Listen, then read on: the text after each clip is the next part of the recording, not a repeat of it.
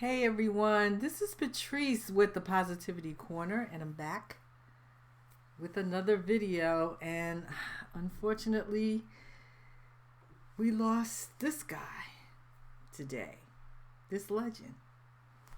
Of course, I'm talking about David Crosby, who co-founded two of the most influential bands in rock history, the Byrds and the iconic Crosby, Still, Nash, Crosby, Still, Nash and Young, yada, yada, yada. Here's the thing. He lived until he was 81 years old. You have to put him on the books as one of the ultimate survivors. If you read his story, I'm not going to go into his backstory, but he had a ton of professional and especially personal struggles with his health due to his lifestyle. This guy should have been dead at 30 or 40. And the fact that he lived until he was 81 is probably due to medical advancements, for one, because he was able to take advantage of those, and an iron will to live. Yeah.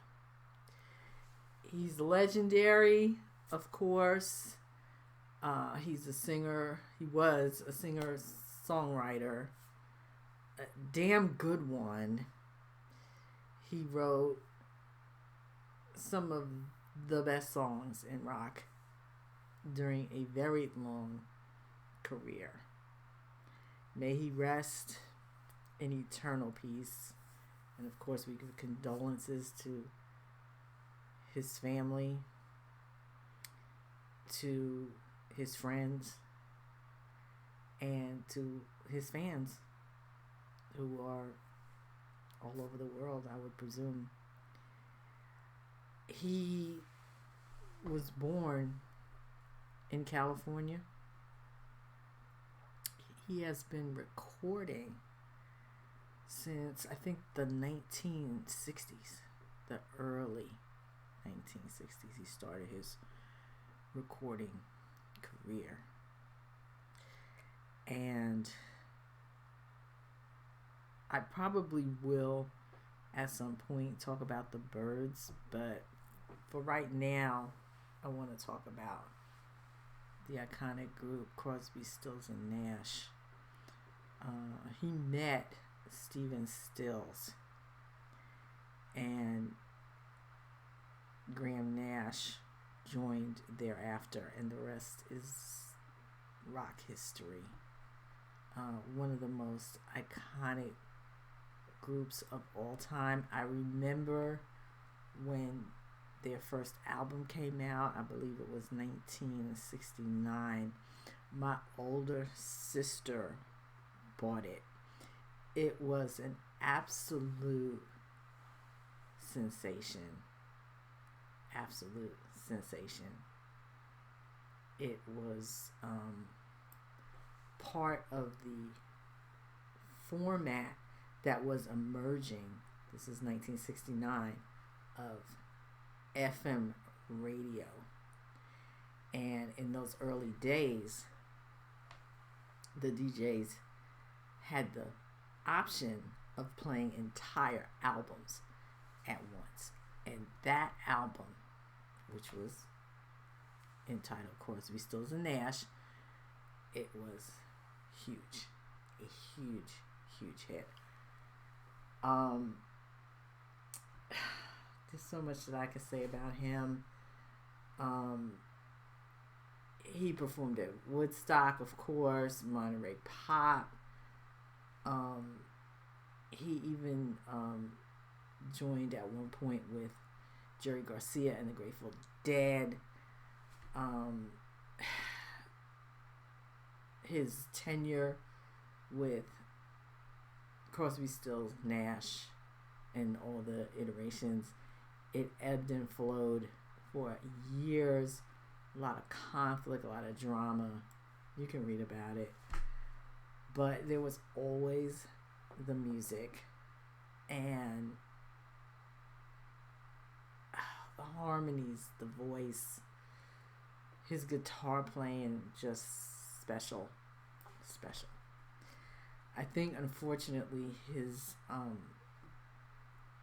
personal and professional struggles probably hampered his reputation, as it does with musicians. But there is no disputing this guy's talent. No dispute. I'm going to play something from the first album in 1969, the Crosby, Stills and Nash album. This is one that he wrote, and he has been on the record that it is actually one of his actual favorite songs that he ever wrote. And he's written quite a few. It's very, what's the word? I think it was described as serene. It has an unusual melody to it. It's got great lyrics. It's kind of a comparison of Queen Guinevere in, history and literature to the object of the singer's affection, right? That's what it is. It's kind of a comparison, and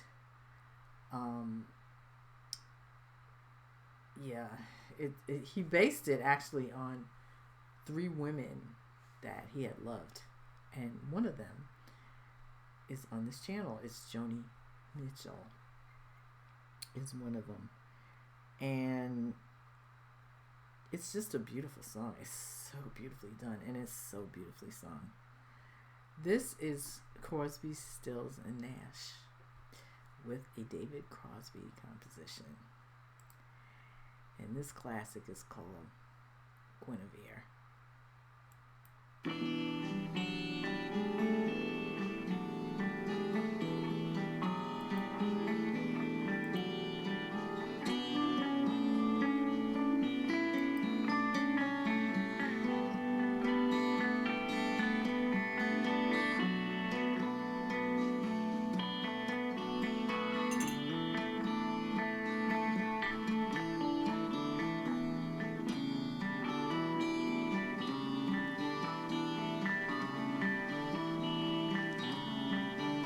Guinevere had green eyes like yours, lady, like yours.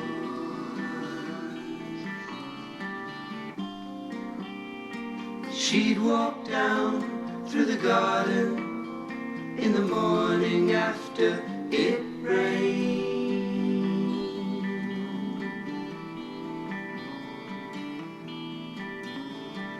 Peacocks wandered aimlessly underneath an orange tree. Why can't she see me?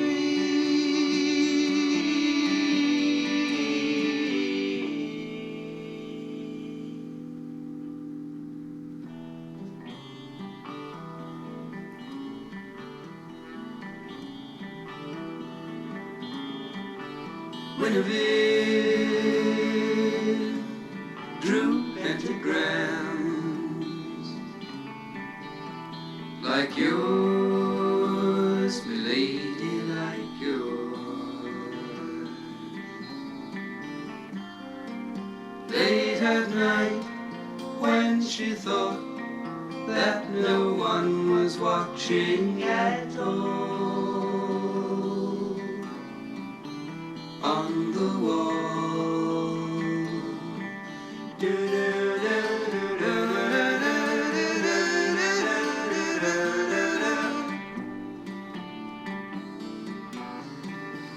She shall be free.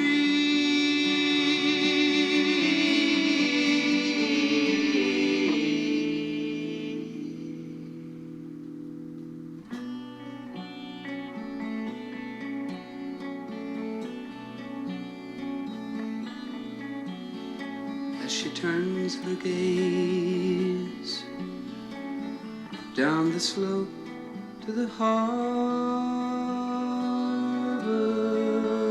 where I lay, anchored for a day. Guinevere had golden hair like yours, lady, like yours, streaming out when we'd ride through the warm wind down by the bay. Yesterday, seagulls circle endlessly, I sing in silent harmony.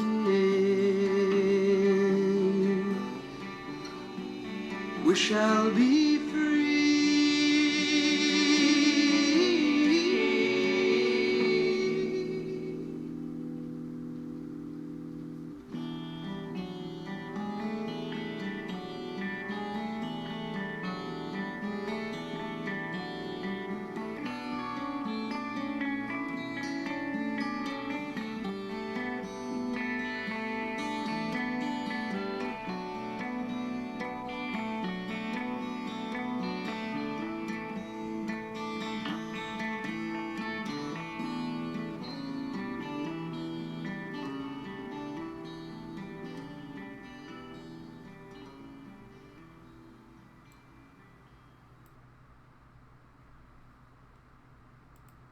Yeah, it doesn't get much better than that, does it? That was from 1969 from their first album, Crosby, Stills, and Nash. And that was a David Crosby composition called Guinevere. I mean, hey. Legend, absolute legend. Got his flowers while he was still here, of course. Inducted in the Rock and Roll Hall of Fame as a member of Crosby, Stills, and Nash, and I believe also as the Byrds. One of the few people to get in there twice. Many accolades throughout his career. David Crosby, rest in peace, and thank you for all the wonderful music that you gave us over 50 years, folks. That's staying power. As always, this is Patrice with Positivity Corner. If you like what you heard and saw in this video, please click the like button. Don't forget to share.